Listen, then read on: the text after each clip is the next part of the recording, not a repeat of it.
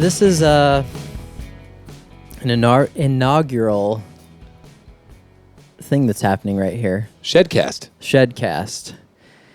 We're going to bake ourselves in here for a bit. Oh. What do you think it is? I don't know. Nice. It's maybe 85. Is it even? I was thinking it was like 65. It's not. It's beautiful outside. I'm not sweating at all. It's not bad. It's lovely. So we're back on the podcast, and I have not made a podcast since, I don't know. It was a bad thing that happened because this is very unlike me to start something and then not continue going on it. Either that or I just completely abandon and say, hey, I'm never doing this again because I didn't like doing it. But I didn't do that. I just got really busy with videos. I think that's probably more the fault of the listening audience more than anything. You know, if you don't tune in, he has no reason to do this again. I'm just saying. That could be. Yeah, so it's really your fault. But there's a lot of people who have been asking me, why have you not been making podcasts? And I said, I've been making videos. I've been trying to make 3 videos a week. That's a lot. For this whole season. And I've been pretty successful a couple months, maybe in the summer here, where I've maybe done 2 a week and not 3. But just depends. Yeah, that's hard. I don't really think a lot of people know, especially given the quality of the videos that you make, how much time and energy goes into that. Mine are extremely low quality, like Sesame Street.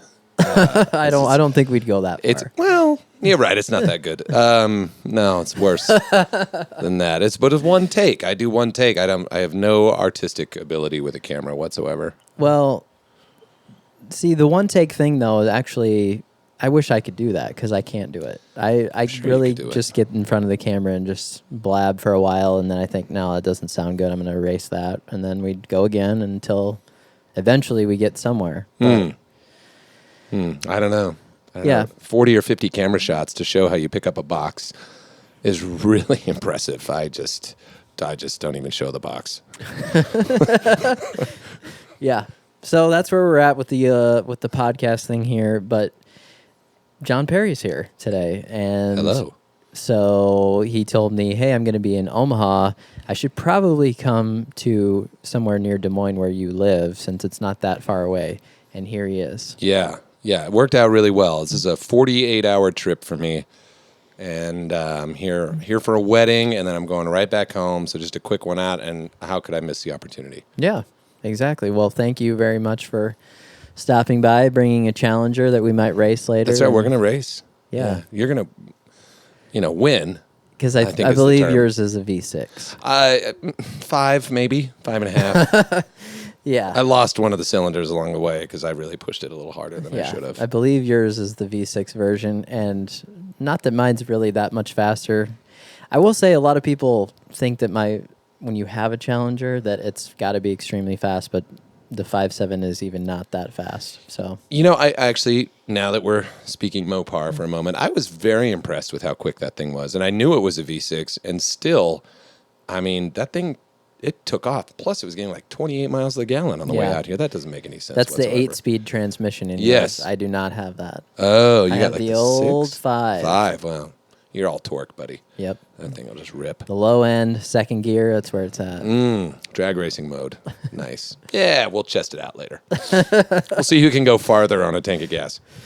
So the thing that I was going to do was have like a bunch of questions planned for you, and you do what you're supposed to do when you do an interview with someone, where you do some preparation, some research, and all that stuff. But I didn't do that today. Perfect. I just figured we'd just have a conversation, see where it goes. Off the cuff. Just like that. Yeah, just bring it. That's probably another thing with the podcast that people don't realize when you interview people, is that you have to kind of know what you're going to say, where you're going to take the conversation, or otherwise it gets a bit weird. Yeah, sometimes there should be some sort of goal. There is no goal here today. There's no goal. Eventually we'll be like, you good? And then you're like, yeah, okay. Yeah. And that'll be it. But John has a lot of interesting stories from when he grew up, I believe, because I know some of them. Yeah, a couple. And so I think we should go all the way back to the beginning. And first, let's talk a little bit about what we were just speaking about out front in my house a little bit about your tie to Iowa and kind of how that works. Great. Yeah. Okay. So both my grandmother and grandfather were born here, plus a lot of extended family. I don't really know when they settled into Iowa. I thought that even my great-great-grandfather was in Iowa. I mean, we're going way back, but my family has a 150-year-old farm in Rose Hill, Iowa, that I have not been back to visit in about 4 years. But as a kid, I came out here every summers. My great uncle farmed the land that was in the family for a long time, and that is still being farmed. And it's, just a quiet little place. Population about 8. I think there's 8 people in Rose Hill. As many letters as there are in the name of the town, there are that many people still there. So you do have some familiarity then with kind of what we deal with here and during the summer and all that. How long did you spend? Was it just like a trip that you go on every summer, or you spend extended time there? Yeah, a week or so is really it. A couple times in the winter, but like much of the plains, humidity. The air tends to really settle in and get thick in the summertime, and you miss, like we've had a little breeze today, which has been nice, and that's not common. No. So you can have some adverse growing conditions, but on the flip side, great moisture, great soil, God's country and all that. Yep. Yeah. There's a lot of people that are surprised, I think, when I talk about our crops here and stuff, that don't realize that we don't have any irrigation. Coming from the western states, there's a lot of people who, they would just never think about it. They don't know any other way. Correct. But yes, anywhere around here, there's really no irrigation on our fields. It just is all natural, whatever happens. So I think as a kid, growing up in a farming area too, I would hear the farmers a lot talk about what's going on, and they would always be worrying what's going on and weather-wise and all that stuff. And I'm getting a little more appreciation for it, taking care of even my yard with when it rains and all of that being kind of a natural process. But yeah, well, you live and die by the weather in farming, and that's really how it's always been. You get in too late into the field, too early, have a drought, have flooding. You think about the flooding that's been happening this year. Seeing that when I was flying in was it's amazing how much water is out there and how far behind the crops are that did make it through. Yep. And then how far behind people were that planted. Here, you haven't really had those same effects because it's a little more rolling hill country. Yep. And, from Omaha and moving a little more to the west, the Ogallala out there is, that massive, aquifer. That took me a minute there. I think has really filled in a ton this year. But so what Ryan was talking about with irrigation, once you get past Omaha and you start traveling further west, like all of those fields are under pivots because there's so much water. And there is a big difference between, a farm here that could be growing 180, 200 bushel corn when a guy's irrigating 100 miles from here, he could be at 220, 240, 250 just because there's more, less concern with the weather and really having to worry about that. Yeah. The other thing too here is I don't know why I never realized how much of corn being kind of like a warm season plant and just all of that heat that we get right at the right time during July, August here. And then if we do get the rain, like I think this month we've had maybe about 5 or 6 inches of rain. And so it's perfect. It's like perfect timing with the weather, how hot it is and all that. Yeah, it is true that you can in July sit and hear the corn grow. If you're out in the middle of a field, you can hear the leaves beginning to pull away from the stalks. There's this crackling that happens, and you literally can hear that. It's pretty neat to be out there. Then it is our very humid time here, for sure. Definitely the humidity. You spent a ton of time in the South, so you can kind of know. But it's not feels really, great. It's not really a whole lot different during some of our warmest periods. Yeah. It depends, right? So Georgia would have more heat than you're typically used to here. Humidity, similar. You're going to be in the upper 80% into the 90% on a pretty regular basis. And in Florida, forget about it. It's not really a humidity meter. It's just like, how wet are you going to be? Yeah, it doesn't exactly. really matter. It's just soaked all the time. Yep. So, Yeah, but this is nice. I looked at it a little bit ahead before I came out. I think humidity was going to be like 70 some odd %, and that feels great. I mean, I'm very happy about it. It's actually a big break from the 90s where I've been. So can't complain. I was explaining dew point to Connor the other day. He doesn't know what that is. He did not. He said, well, what is our dew point here? And I said, well, you don't have a dew point because we have a dew point, but you do not have a heat index. That's what he said. What is my heat index? I said, well, you're not dealing with the humidity factor and making a temperature actually feel different than it is. He's like, we have humidity here. Well, I looked at his dew point that day, and it was 40. Right. That would be more accurate. Actually, this morning, so when I left Utah this morning, it rained yesterday. Great, wonderful rain. Didn't expect it to do as much as it did. Really cooled things off. It was only like 62 degrees during the day, which was beautiful. And I have all my windows open at night because I don't have AC there. It gets cool at night, normally in the 50s in the summertime at my house. So 90s in the day, 50s at night. It's a hell of a spread. And every window was fogged up this morning, and I had never seen that before. Really? Yeah. Never seen it. Last week it was 2 weeks ago when it was 115 heat index here. Our low for the evening was 83. That's no fun. And I'm growing cool season grass. Look at it. It's doing great. It just goes on vacation. I mean, that's really all you have to think about. Like cool season grass is a lot like a snowbird. It's a New Yorker. Except, it's like it's spending the nice cool time, enjoying itself, and as soon as it starts to get hot, it leaves. And it looks like it dies, but it doesn't. Yep. It just pops back up. It's like, I'm going to take a break. I don't have the energy to grow. I'm going to dry out for a minute and go underground. And then they come back out, and they're just, But I'm forcing it to not take a break. Because you're irrigating. Yeah. Yeah. Well, I mean, but looking around, even the bad. natural grasses are very green right now. Mm-hmm. I mean, you can tell that. We've had good water this year. Yeah. Because normally right around this time of year, if we didn't, everything would be pretty toasty. That makes sense. Yep. Yeah. So what has been, I'm going to interview you now. So what has been your biggest now I feel challenge to very nervous. overcome here, Mr. Knorr, on your personal property? What are you struggling with? I'm struggling with what exact height I want to keep my grass at because I got into the tall thing and it does really work for sure in holding a lot of the stress away and all of that during the summertime. But once I started doing real mowing, started doing the shortcut thing, I really like that look of that grass. You're having some serious grass people problems right now. Yes. Yeah, that's yeah. Huh.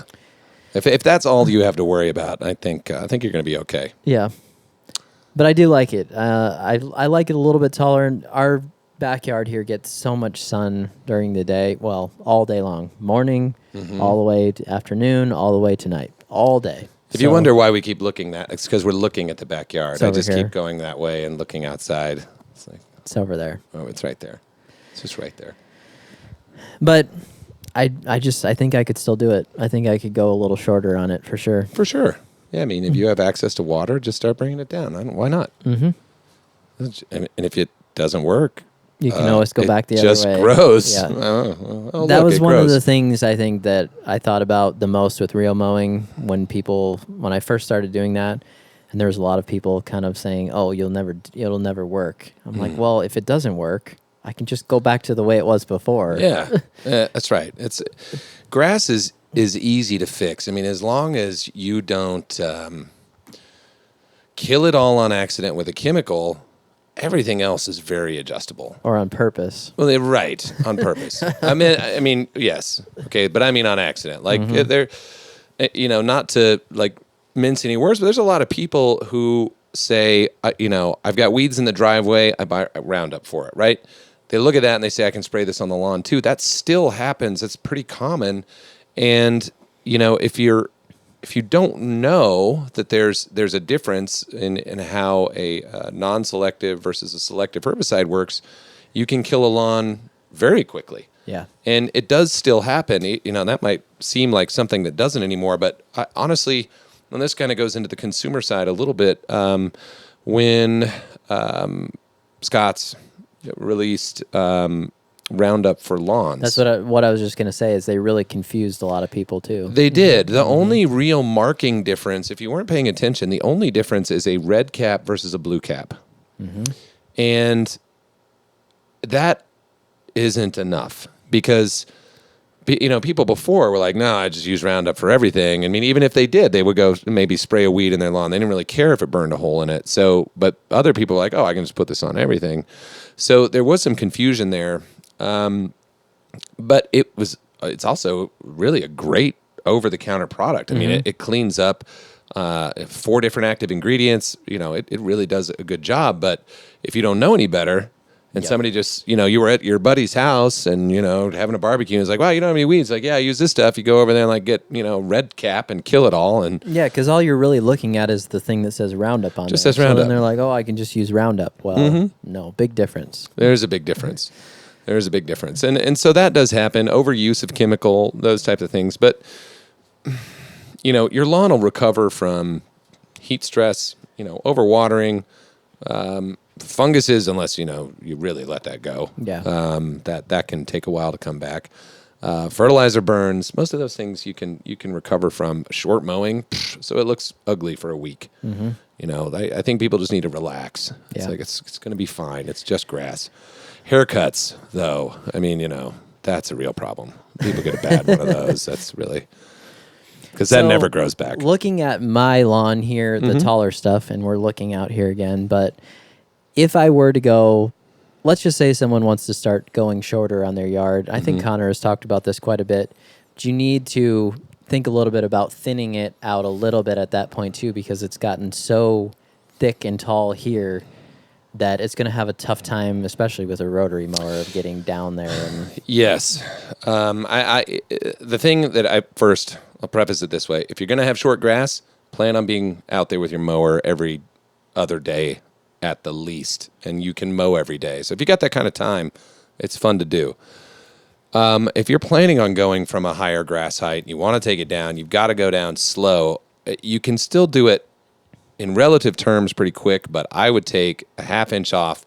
I'd come right back at it the next day with another half inch. I'd wait a day, then do it again at another half inch. I just keep cutting it down because, depending on the time of year, you'll gain almost a 1/4 inch of growth in 24 hours. So it comes up anyway. So you're just going to be taking that plant down and down.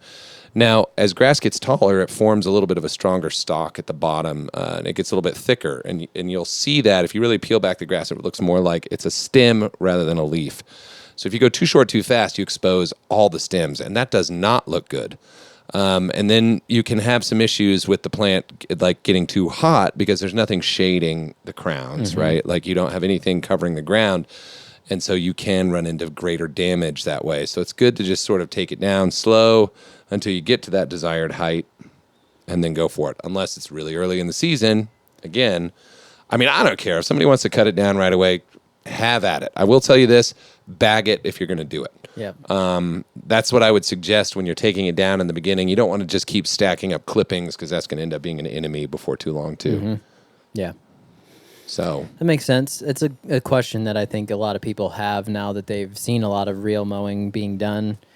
Maybe it wasn't something that a lot of homeowners even thought they could do before, myself included. I just was like, no, it's something that I could never do. But even if you did, like you're doing with a manual reel mower, it is a quality cut. It looks fantastic. It doesn't. The only thing I was talking to Ryan about this earlier. It will not stripe unless I wanted to put something on there to do that. It's just, that's not my goal. I was looking at his, and I'm like, man, maybe that should be my goal. But it does. It cuts really, really well, and you have to know that for me, I've been using just a push reel mower for it's been a long time actually. I bought one when I lived in California because I had a small bit of grass there. So 11 years. But prior to the home that I'm in now, there was a little space where I had a big yard. It was 16,000 square feet. And I always had a Honda 21-inch self-propelled that I had for years and years. Because I cut grass from the time I was a kid, up through my teens and paid for all my toys doing it that way. And I had this one Honda, man, it had to have been 25 years old and thing cut fantastic. So I used that for the most part, up until I got into this house and I gave that mower away. Okay. So, but I like the push reel. I mean, if it was over, if I had a 4, 5, 6,000 square feet or above, forget it. You know, there's no reason to do that. It's a novelty at that point. But, you know, I have a small lawns, 1,500 square feet. It's easy, it's fast, and I can get creative. I have 2 of them, so I have one at one height and one at another. So I kind of like, I'm just going to grab that one and do this one, you know. But I don't have like 9. Yeah. I don't even know how you have space for all these mowers that are here. It's like around the ceiling. Got plenty of space in here. Yeah, I don't Plenty know. of space. Yeah, ride-on is what you need, like a big bat wing. It's a huge one. Something you could cut in one pass. So let's go back to your story a little bit and growing up. So let's talk a little bit about that, kind of where you grew up, how it progressed into where you moved to, and all that different things. Sure. So I'm from Houston originally. I'm a St. Augustine boy as far as grass is concerned. My mother had like a sort of a hobby business. She was a landscaper. And now it's more than, I should clarify that. It was probably more than a hobby. When my sister and I, my older sister and I were little, we rode around in a Stakeside Datsun. So she could put bark and all kinds of stuff in that thing. So she'd just tie us around the neck with bungee cords into the thing. And then we'd go to jobs with her. So, I mean, for me, even as a baby, I was out on those jobs, like out, you know, doing the landscaping thing. And I started mowing the grass at my house when I was 7, I think is when they started me pushing the snapper that we had, the snapper at the time. And then so I mowed that St. Augustine twice a week, grew super fast in the Texas heat. And I always loved it because we also had a swimming pool. So that was every time the bag got full, I went in there, and then I went back and I emptied the bag and I mowed more. And by the time I was hot again, the bag was full. So I get back in the pool, and that was wonderful. It was great. When I was about 10, I started mowing other people's lawns. Like that was just like any kid, I guess, in the 80s at that point. After that, the company that my dad worked for sold. My family of 6 moved into a motorhome, and we partridge familied, basically. Lived in a bus, and we traveled the U.S., Mexico, and Canada for a little over a year. And so how many people in the bus then? 6 and 2 dogs. Okay. 6 and 2 dogs in a 35-foot Bluebird Wander Lodge. I mean, you know, it was a bus. It was like it was fun. It was great. So, you know, it was different. It was a cool year. I was 12 at that point. I turned 12 on the road and then turned 13 before we moved to Park City. We actually spent the winter there and skied and did that kind of thing and decided to move there. So that was around 1991, 92, somewhere in that range. And then it kind of just picked up. You know, life then came like what it was before. You know, at 13, 14 years old, I started cutting grass again. So I took care of 3 places right there and gave my little weekly thing, and that was just kind of it. As a teenager then, I went to work at the Park City Nursery, which is still going. Ann and Steve Barrett owned it at the time. They sold it a couple years ago. And I planted trees. I started there when I was 16. And I just sort of always had that love of the outdoors and the fun aspect of watching things grow, and it just kept going. It's just still going. I'm still cutting freaking grass. It's just that's all still the same. Just for myself now, so that's nice. Yeah. And so then so you were living basically full-time in Utah then since about 13-ish then? 13 years old. Yeah, I was there until I started my business in 2002, and that led me to working in Reno as well. So I was going back and forth between Reno, Nevada, and Utah, and spraying trees and lawns and doing that kind of thing. And the business in Reno really took off. So my wife at the time, so I like to refer to that, we moved out there in 2007 after me commuting back and forth for like 4 years. So was there anything that led you to that part of the business? I mean, moving past kind of just mowing, but then moving into the spraying and that part of it, which is a very different aspect of it. Very different. So when I was working at the nursery, we were in the midst of a pretty heavy drought out there from the late 90s to the early 2000s. And I was just concerned with water. Like, it was always about water. Everything was dying because of water. It was water. So I started looking for techniques on how to help in droughts and what we could look at for that. And that led me down the polymer road. And I found a guy who had created this machine that was basically like a stand-up aerator that injected polymers, and it had like a fertilizer mixture with it, and you put it in the grass. So I got involved in that as my primary first business. And the problem with it is it lasted, right? Like, you didn't go back to your customers. You saw them once every 5 years, and I was like, well, that's not really going to work very well. So, looking at recurring revenue, the fertilization side sounded really good, and it wasn't just because it was you getting the recurring, but since I'd been working with these plants and planting and landscaping for so long, it's like, I could identify the issues and get into it that way. So, the big issue was that the polymers were sensitive to salt. So you couldn't do a conventional fertilizer. So that would shorten the lifespan. So that's what led to, we need to go this more carbon-based role, and how can we get a good result with something that's considerably lower inputs, because, the higher amounts of N and phos and potassium, you're putting a lot of salts out, and that would kill those polymers. Mm-hmm. So what I found out, this is what the most fascinating thing was to me, was, I could save somebody 50% easy on water, 50, 60% in some cases. They would not have to water as much because the ground stayed moist. Well, getting onto a more like common sense fertility program that was enhancing the soil and enhancing the root zone, they could cut their water by 30 or 40%. And it didn't cost anything extra, right? Mm-hmm. Like, it wasn't a 10, 15 cent a foot application. That's expensive. Yeah. And that I was like, to hell with this. This doesn't really make any sense to do it anymore. We need to just focus on the fertility side and building the soil up. Right. So was there anyone there at the beginning that was kind of a guidance person on that side of it and for you? Yes and no. So the guy who invented the machine, I don't know where he is this anymore, but he was a farmer, a sod farmer out of Idaho. And, no, he wasn't very much help, actually. Now that I really think about it. The guy who created his polymer slurry was a very smart agronomist. And I didn't really have access to him, just sort of some of the bits of information. Most of it had to come from independent research because there just wasn't enough data. So in the beginning, no, it was like a lot of, I gotta learn this myself. I need to plug in the old modem and hear that sound so that I could read some things that are really hard to find in HTML. Yep. And learn. And so I did that, and actually I just read. That was the beauty back in my day.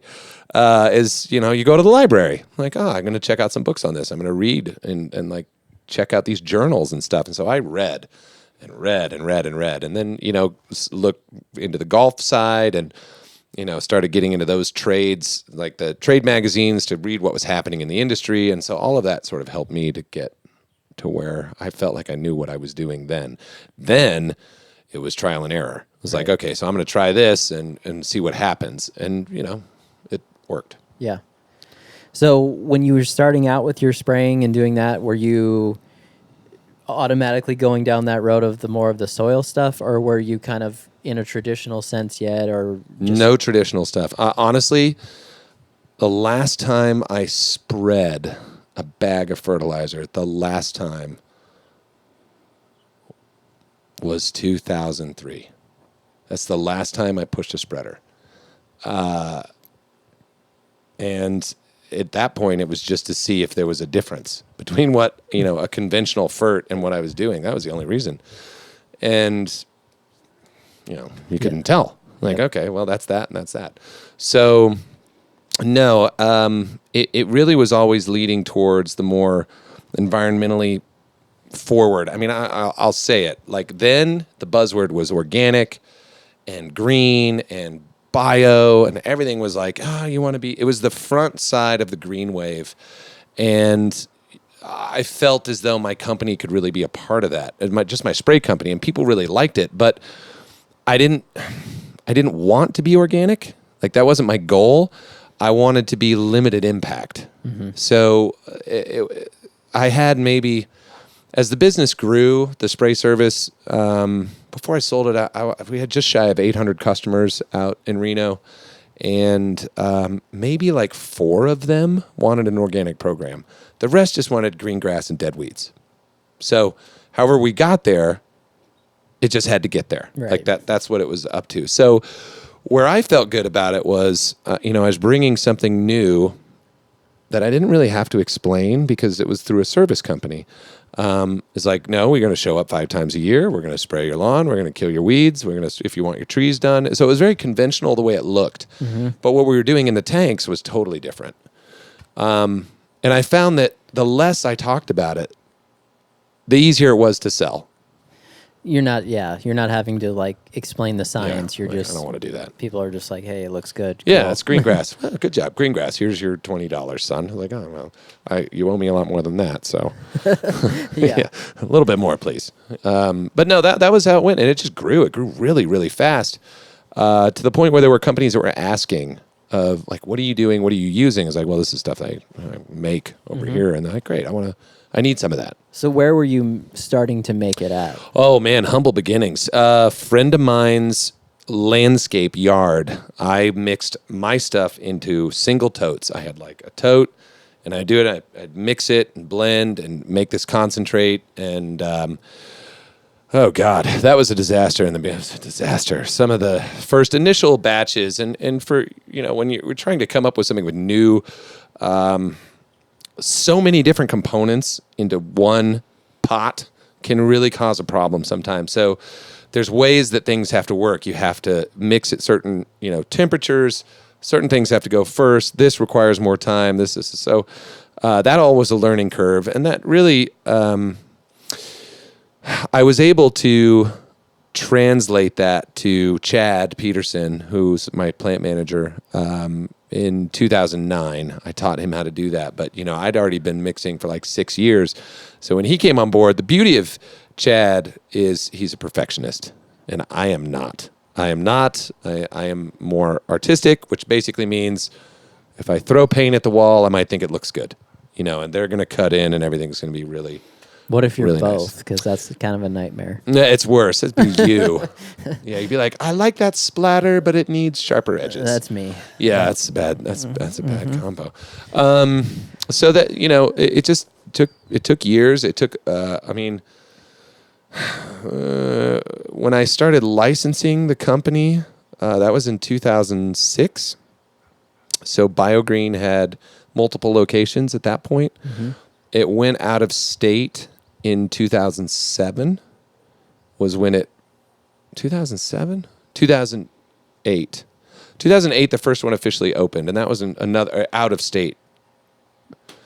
And that was in, I think Chad took that one on. That was Nebraska. Maybe that was 07. It was 07. We had one go into Utah. One went there. We had one in Minnesota. We had 2 in Florida. One in Texas, one in Colorado. So it kind of like we picked up a bunch of locations in the beginning. So I want to say at the end of the first year of licensing, we had like 16 or 17 locations. Okay.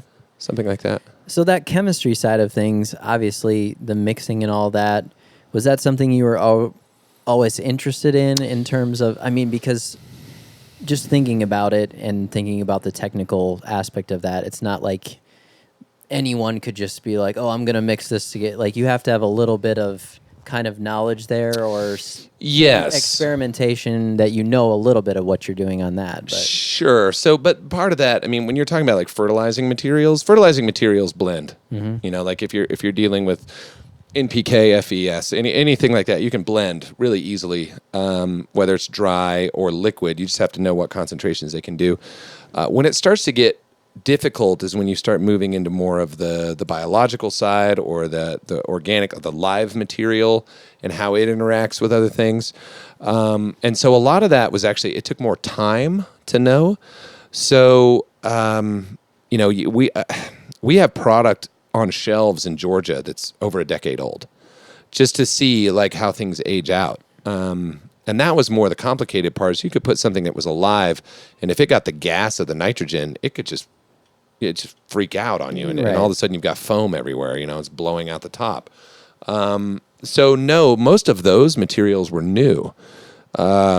It was just knowing what they did to the soil made me know I had to make them work. And that was a little bit more complex at the time. It was actually easy to find individual components, but not a lot of mixed fertilizers that were on both sides of the scale, where you were really bridging kind of a standard type of fertility with a more bio-based fertility. That was all still very new and honestly more like witchcraft. I think people weren't really into that yet. Yeah. So you went from that. So what happened to your initial company then? You said you started kind of licensing out. And then from there, how did you get to starting the Greene County thing, going down that road? Great question. So I'll see how quick I can move through that timeline. So we moved everything out to Nebraska in 2009. So Chad was in Nebraska. He started making the product then. We were there until 2013 when I bought our space, our facility in Georgia, and then pretty much everybody relocated there. Greene County started in spring of 13, I want to say. Spring of 13, and the reason behind it was to actually bring some private label products to market. We were doing some stuff for companies, and it was kind of white labeled material. And that was all it really ever intended. That's all we wanted to do with it. And then more and more spray companies were like, well, we want to do this. So the only way you could get our products before is if you were a licensee. Like that was it. So it was very structured. You had like 60, 70, 80 licensees out there that were buying product just direct. They were BioGreen branded or co-branded BioGreen. And so that was it. And so when a company would call and say, hey, my competitor uses you, I'd like to try. I was like, well, that's in an area. It's like protected. They have an exclusive, whatever. So there was that, and there's still a few of those in the country. There's not that many. There was like 2 or 3. Well, we stopped doing exclusives because we actually wanted to grow. But those guys that have them are the best and still cranking away. So a person that you may see on a regular basis with me is Kyle Verona from Fahey. They're they still have this spot here, right down in there. So we started doing some private label of the products to bigger care companies. And so they'd get their own pretty brand name on it. And we did that. And, one day I had like 9 years ago, I had trademarked the N-Ext nitrogen extender. And I did never do anything with it. It was just sitting there. And I was like, you know what? I want to create the next line. I want people asking what's next. Like that was all it was. So simple, very childish mind. And so I said, I've got all these people that want the individual components now. I've been mixing everything together and creating these very robust materials, and now suddenly everybody's like, well, can I just get the humic? Or can I just get this? And this and that. And I said, well, why don't we just go ahead and do that? We've got the production line. We're doing that. Let's go ahead and have our humic in the next line. Let's go ahead this and this and this. And there it went. It just took off. Suddenly. I mean, it really was. It was like, okay. Yeah. So how do you think that kind of growth happened there? Because it was all in the pro line at that point. It was all pro. So it was all pro people. Yep. But was there anything you think kind of drove that? It was very results driven. That's really what it was. And people would talk about it. They'd be like, oh yeah, I use that or whatever. We got really active. We've always been very active in the Florida Pest Management Association for about a decade. And so the pest guys who do lawn care, they talk, they share business ideas and they'll they'll say, you should call John. He's got some good stuff. So that grew that way. And then we started getting out. We've been going to the GIE for 6 or 7 years, at least 8 years, something like that. And so people would start to see us there, and then, we kind of just ramped up a little, advertising here and there, but it was all pro. And that didn't change until January of 18. That is the first time that there was any interest to go to the homeowner. I didn't want to do small packaging. In the very beginning, I did that for my spray guys because they're like, just send me like 61-gallon jugs because they're all getting started. And so I'm in there filling 61-gallon jugs. I'm like, I never want to do this again. And back in the day, we did pints and quarts. And we even do we've one time filled 2,400 8-ounce giveaways for a guy who did a trade show in Minneapolis. And I was like, I'm done with bottling. And it wasn't, until Alan showed up to listen to me give a lecture at Real Green and went off and started blabbing about it online. And all of a sudden our phone started blowing up and we had to quickly create a DIY combination. Mm-hmm. Yeah, that's what I was going to ask you a little bit about, kind of the whole thing with Alan and Pete as well. Mm-hmm. But Pete, obviously being on the pro side, maybe he knew about it from that too. But He heard about us through Matt. So Matt Martin was using RGS in his service company. I want to say in 2017 is when he was starting to use that, and he knew Pete well. And Pete came and met me at the GIE that year in 2017 and said, I want to start using some of this in my spray business. And so we came up with a plan for his whole idea, and he implemented that and did very well with it.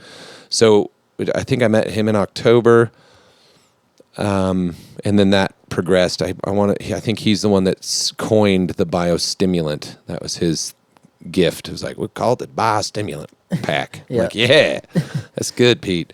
But the rest of it, and again, Alan and Matt were friends as well, and they had talked a little bit about what we were doing. But Alan came and sat in on a class I gave at Real Green in January of 2018 that was about chemical aeration, and I ran through this whole thing, and that was how we met. Okay. And we only met for a second before. In fact, that's a kind of a funny story. Is I was standing in the hall about to go in, and I had my coffee cup, and I was exhausted. I was coming in and there's a guy. I don't remember if you watch this. I can't remember who you were. I'm sorry, but you're like, oh, John Perry. I was like, yeah, hey, how's it going? We're talking, and Alan walked up, and he's like, oh my gosh, it's the lawn care nut. And I'm like, who the hell is this guy? And like, can I get a picture with you guys? Two of us are like, So that was it. I'm like, I don't know who that is. He didn't know who I am. I don't know who you are. None of us know. Just take a picture, and then we left. So it was about 2 weeks later that our phones just started lighting up, and we had to quickly react and adjust and change to that. So did you think it would go kind of as crazy as it has gone? No, I didn't. I didn't. I was very, very surprised. In fact, everybody was. We had to hire a lot of people. We had to put a lot of things in place. We put a ton of resources into changing our building around to handle it, which has been an incredible blessing to have this team down there working on it. And it went from having 2 or 3 people back there filling to I think just in the middle in that section, just doing the bottles, I think we have 11 or 12 people that just all they do is package all day. Yep. Just back there packaging, shipping, making sure everything goes in right. Mm-hmm. Yeah. That's a big difference then.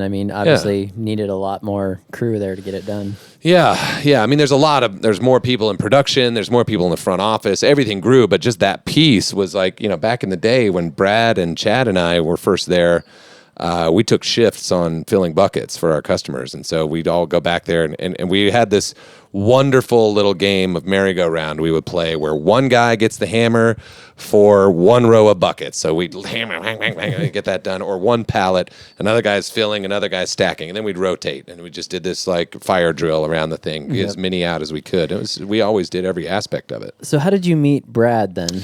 So Brad was a pickup fluke. Honestly, everybody has been. It's one of those interesting things. I had a guy working for me that lived in Naples, Florida, and he went to a, it was like a Rotary Club or small SBA meeting. I don't know what it was, some local thing, town council, and Brad was at this too, and they met, and Brad was doing small business consulting. He had a small business of his own at the time as well, and they started talking about what we did, and he got pretty excited and got on the phone and said, I'd like to help you grow and help with the organization of it because there was none Be honest with you, again, not good at that.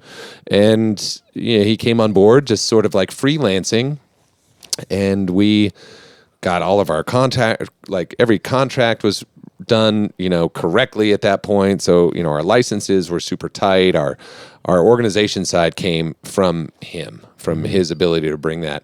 And to this day, he runs a very straight line. So this is how we do it.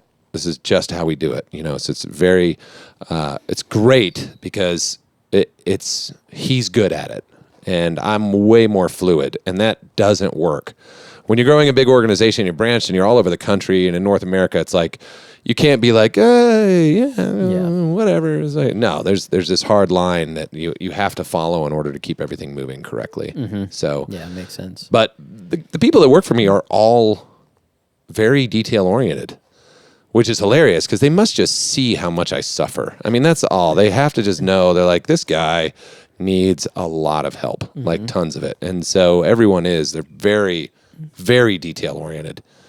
In fact, this is a great story, and a shout out to Robert, who works at my plant. I was helping them load, one day when I was down there, load all the small packages into the FedEx truck. So we stack pallets out back, and they'd send us a dedicated truck, and we load it at the end of every day.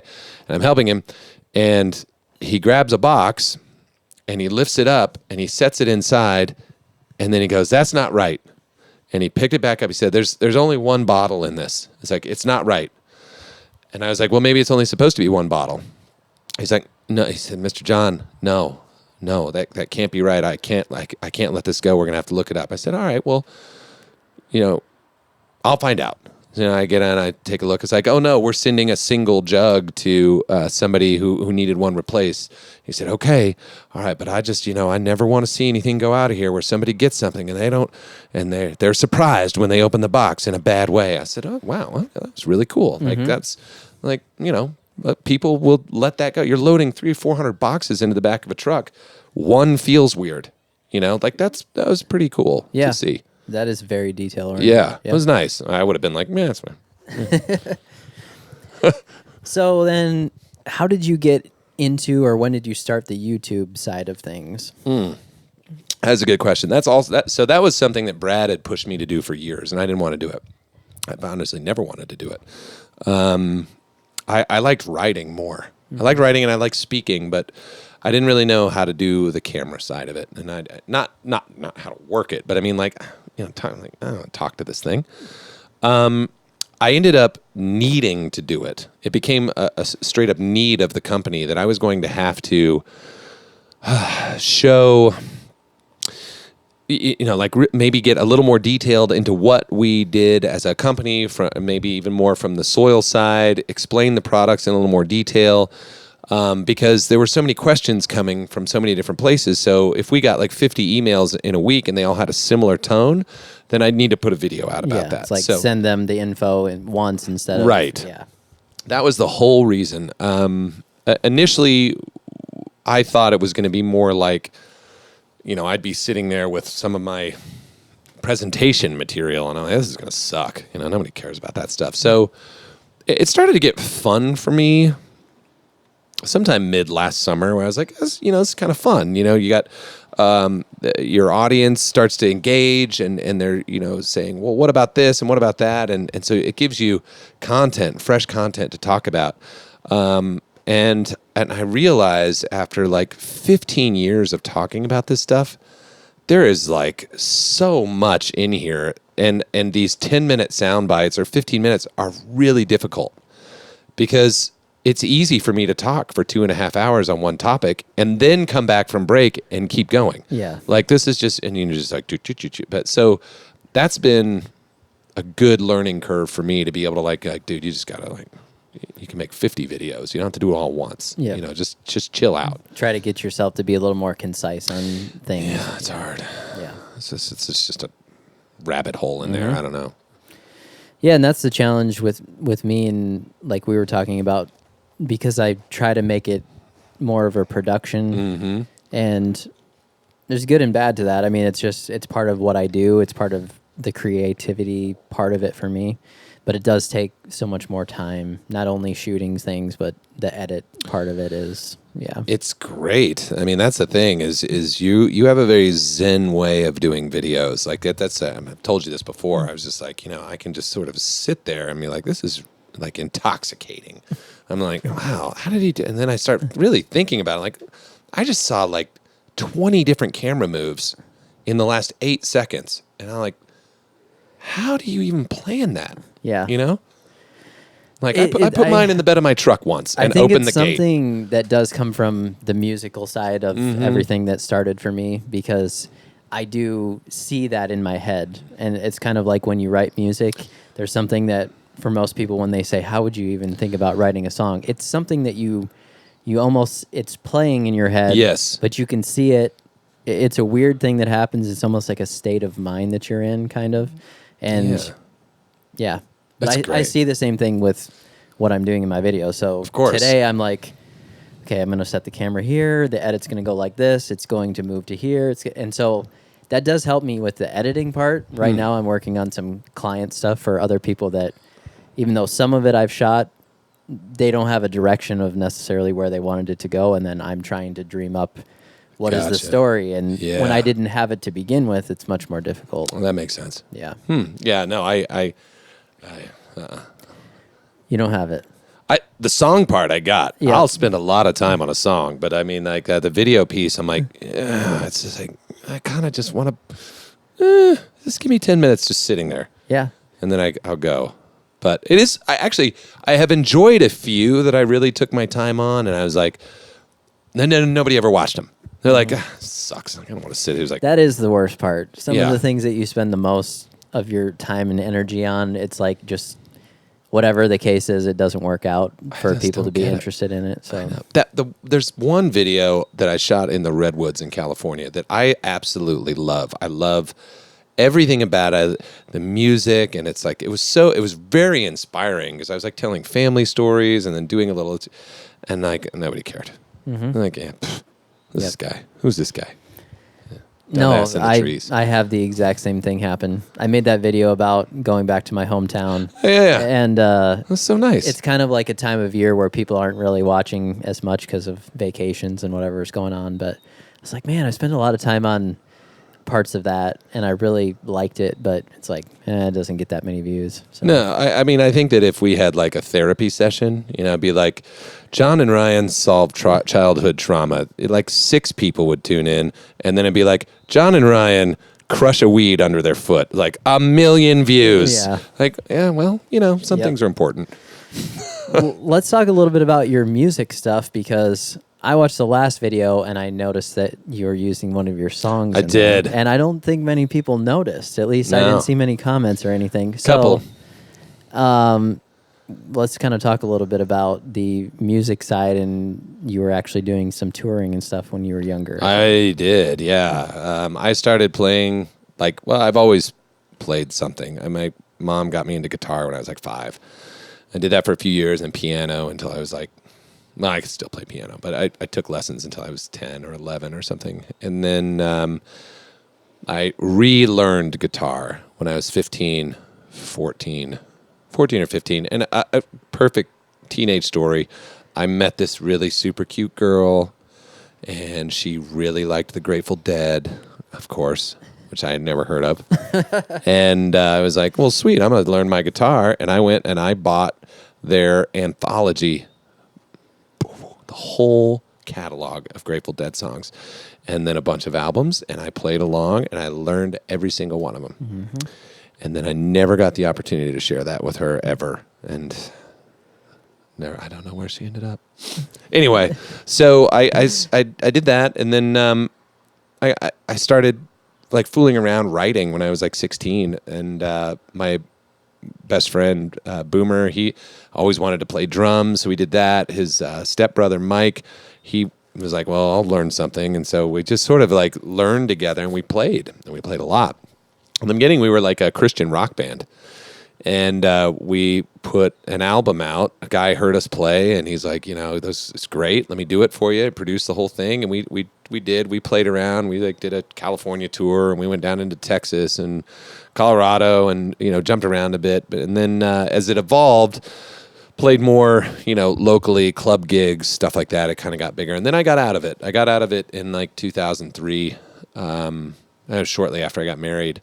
Just kind of stopped, and then I just sort of wrote for myself and had a little studio in my house. And just recently, I'm playing in 2 bands right now and writing again, which has been really fun. And just having a lot of fun with it. Yeah, It's cool. But the songwriting side never really stopped. In fact, I've used a ton of stuff throughout the last year and a half that I've written in my videos. That it's usually just these little musical pieces, and nobody really comments on it. The only time anybody really talks about the music is if there's a heavy beat. They're like, ooh, I like that beat. Yeah. You dropped it. I'm like, yeah. Yep. That was not one I did, so I'm glad you liked it. That's good stuff.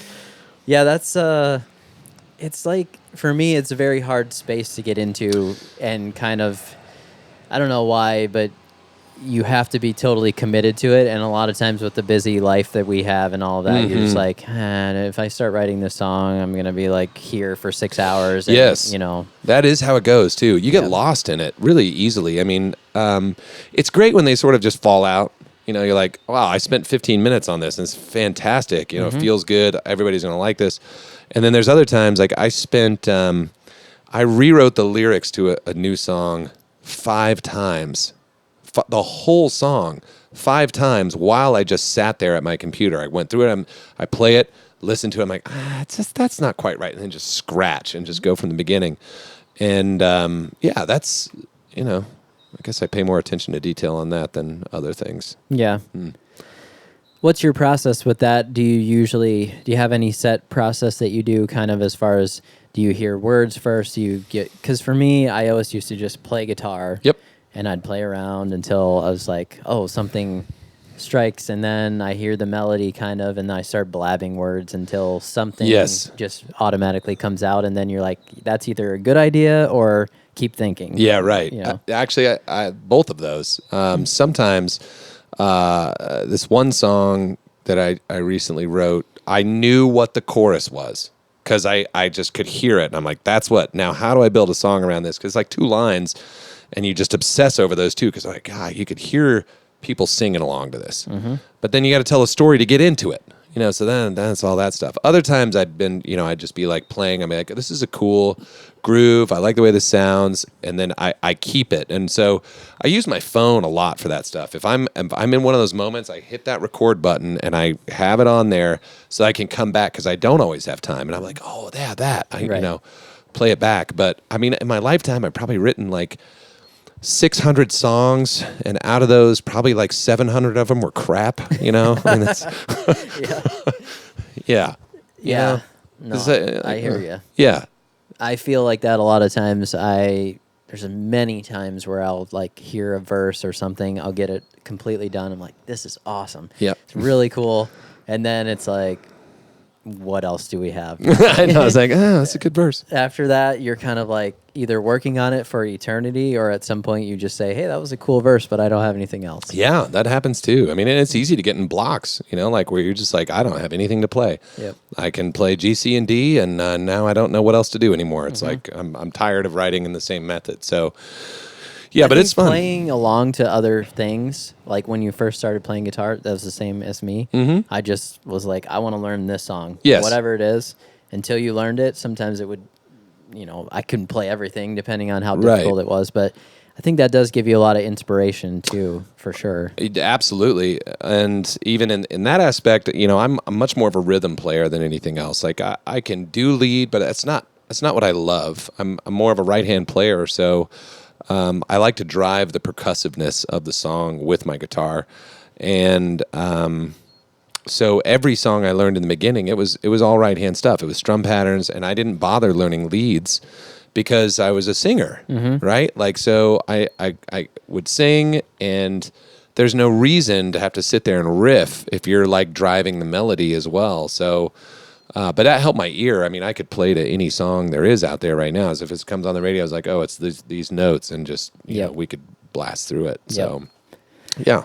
That's a good skill to have. That's what my piano teacher always yelled at me for, because it was all listening, and I was like, I would hear it, and then I would just start to memorize things, and I was never reading. And she would look at me, and she would be like, "You're not reading the music, are you?" Like, but I don't need to. But I don't need it. Yeah, like get it out of here. Just clear it out. No, I mean, I think that's the best way to do it. Yeah. I mean, sure. Like, I think that you excel more the more you study, obviously.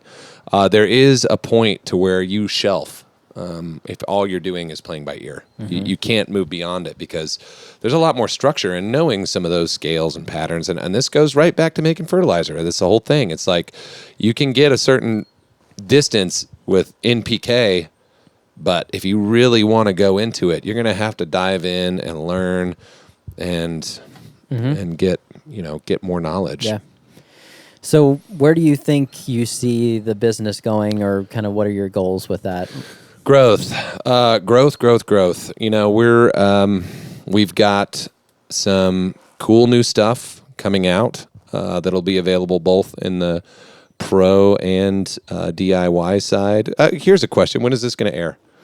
We have no idea. I mean, it could be tomorrow. Oh, it could be 3 days. It could be... Good. I'll get Brad. If it's tomorrow, it's fine. I'll get Brad a heart attack. So we have, we're coming up on overseeding time right now. We have a product coming out called Green Pop. 1621-2 that also has humic and kelp, and does what we know really well, but a good dose of phos. And we've been running that out around the country for like 8 months. I've had different people using it that are really excited to start talking about it, and I've been like, hold on, so we're on the pro side. That's going to be out and available shipping August 15th. So we're already taking orders for all that, and we're producing now. We're going to have to hold a little bit back, but the plan is to be in our seeding pack, which we sell currently, that's got 901, 1801, RGS. We're going to include a gallon into that. So if there's anybody out there that's like getting ready to do seeding and they're looking at that seed pack, maybe just hold on a little bit, so you can get this Green Pop. There's a method to how that'll be applied. You're going to be putting basically like an RGS app down plus this right at seeding, 901 about 21 days later, 1801 after that. So it's got a real mathematical way to grow the grass in. Is that on the soil then? Putting it on the... Right on the seed. Okay. Yeah, you can do it right then. Because it's... You want to give... So we've been phos-free for a long time. And this is actually a good opportunity to talk about this and why this is happening. The reason that we were phos-free is a lot of the areas where we were strongest in the beginning had like phosphorus bans. You couldn't have it in fertilizer, so there was no reason for us to even have it. The original formula that I did make had phos in it way back, and then I just pulled it from everything. As we were able to see what we needed to see out of the plant growth and vigor with what we were doing. So it went away, and it had been in conversation for about the last 2 years, is why don't we just go ahead and have a liquid starter? Because that's essentially what this is. It's a starter fertilizer. And it's like, well, let's see if there's really even a demand for it and whatever. And so I'm like, the second you put the feelers out, it's like, get us that. When are you going to have it? Like, crap. So now we have to do it. But I wanted to take my time with it too. So it was in the works last year. And then we put it together the way that I wanted it. We had to, lab it for a while. We had to test it, how it was holding up, make sure everything was working well together. And then I started like, hey, I got this stuff. You want to try like 5 gallons of this? And putting like you had this, out. Yeah. And then we started shipping it around. And then I have a few companies with that had phosphorus deficiencies that I was like, hey, we've got totes of that. And I'm like, great, let's do it. Freaking love it. They're all like, when? We need more. So it's something that you don't just say one day, hey, I'm making this, who wants it tomorrow? It's like all of the stuff that we've done, it's been like almost a year behind before we ever get it out into anybody's hands anyway. So that's coming, this Green Pop. And again, I'll make Brad really upset. So what our goal is here is he wants to say September 1 is our safe zone for having gallons of that, because it's going to be kind of a busy little hairy time. I'm pushing everybody to more like an August 21st time. So just be looking for it. We're probably going to get it up on sites that say it'll be available to ship at a certain time, but we're going to beat the deadline that we put up there. And also, we just opened up the states that we haven't been able to ship to. Mm-hmm. Idaho, Oregon, California, Washington, they're all, people can get everything there now too. So. Yeah, that's been one of the major questions I see on a lot of videos. All the time. All the regulation and when do I get this and when can I, So we're now officially shipping. As of today, we made the announcement today. So that's going now, and we'll see what happens. Maybe the 4 people who really wanted it out there are going to finally get it. There might be a few more. It could be a couple. So it's good, and it's fun. Honestly, I've had a lot of fun with the DIY community. Again, it's not anything that I really ever interfaced with. So, having people send me the stories of their lawns, it's so fun. It's like, wow, this person, they invested, they went in, and look at this, and they're just so proud of it. This is amazing. This is my piece of heaven. And so that's really fun. I've never, Yeah. For me, it's always been the business aspect. It's like I work with business owners. I work with guys who've never applied a product in their life, but they're starting a lawn care company. I'm like, here's how you do it. This is your ground up build. Don't focus so much on this science side. You need to be good at business. And so much of the coaching is here's how you advertise, here's how you talk, here's how you do this. I said, what I need you to do is grow your business and I'll grow your grass. That's what I tell all my guys, who are out in the fields, we've got the products. Don't even worry about it. You focus on getting customers. And so that's been really fun to bring people through. And then they get really into it. Well, tell me, I really want to be able to explain this, Yeah. So, and that's why those, the Lawncology thing's grown like crazy because people want it, they're like, wow, I want to learn about that, but I also want to know how to grow my business, so it's pretty fun. Yeah. That was a great time last year when I was at that for sure. It was intense. There were a lot of people. It was just too small a space. Yeah. Which to be honest, I kind of intended. I'm like, let's oversell it a little so we have to do something bigger next year. Make a sense of urgency for people to get signed up. But it was really fun. A lot of good camaraderie. That's what I really like is when everybody kind of comes together and shares what they've done in their businesses, how they're growing. And it's just a good exchange. It's a really good exchange. Yeah. I've gotten some of those emails and stuff recently too with people who send me pictures or things of their yard and they're like, oh, you taught me how to do. I was like, I don't really think about it when I'm making videos that I'm really teaching people things. I mean, that's the whole point of it, that hopefully they'll catch a few things each video that they're like, oh, I didn't know about that. But I don't set out necessarily with that mindset of that I'm doing that all the time, and then people send me that stuff. I'm like, oh, that's cool. Yeah, and I think that there's maybe another piece that people don't really realize is sometimes we just try things. That's mainly all that I do. So you're just showing that it's okay. And I think that it's really important for creators and influencers to show when we screw up. Hey, this is what happens. I got a little excited here, but maybe it's an opportunity to fix it. Maybe it's an opportunity to not do anything and just say, let's see how long this takes to fix itself. But it's never perfect. Yep. It's never perfect. And if it were, it would be boring as hell. And I've started saying that now every time. Perfection sucks.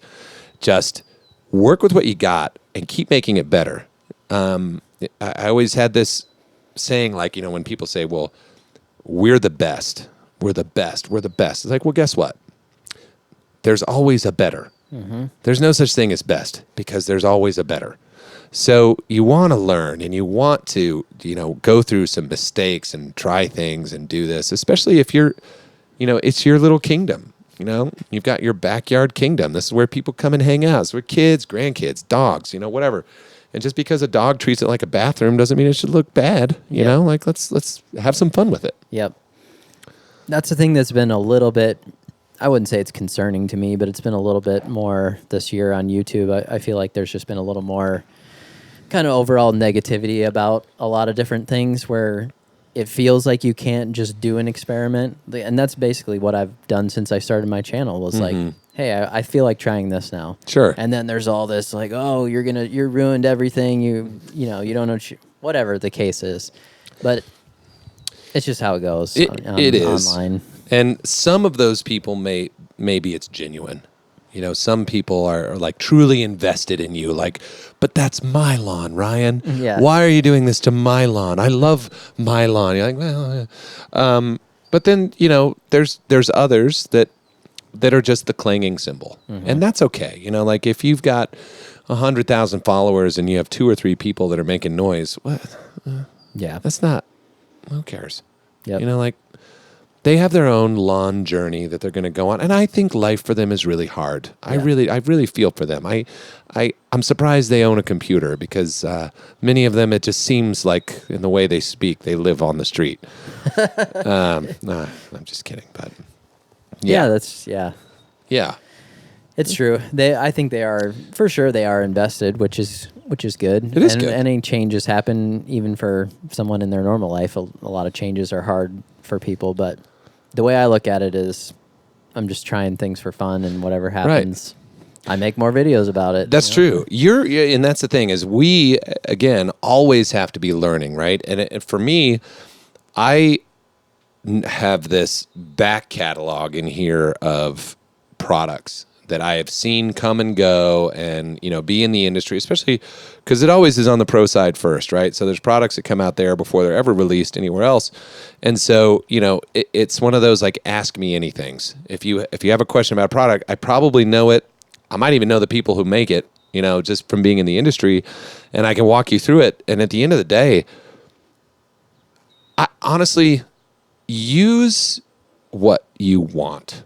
Like, don't use what you're being told to use. Like, there's a lot of that too, and I really want to clarify that for people. It's like I manufacture fertilizer for a living, and I have for a long time.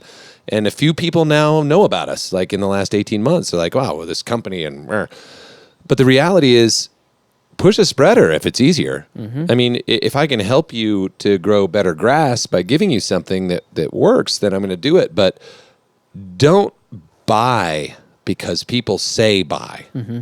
Buy because it works. And buy because it works for your method and the way that you process things and how don't overcomplicate. Yeah. That's all I can say. That's a lot of the thing that I try to say on my channel when there's certain things like that of people who say, well, I just don't think this would work, or, okay. Yeah. I'm not trying to tell you to do anything. You do whatever you want to do. I don't care. I mean... Yeah, well, and you're going to find out if it does or not. Yeah. I mean, that's the whole thing is like, I put it out and, well, nothing, or wow. Yeah, whatever it is, you're going to have a walk-in moment. Wow, look at the grass. You don't... but, you're going to try it because...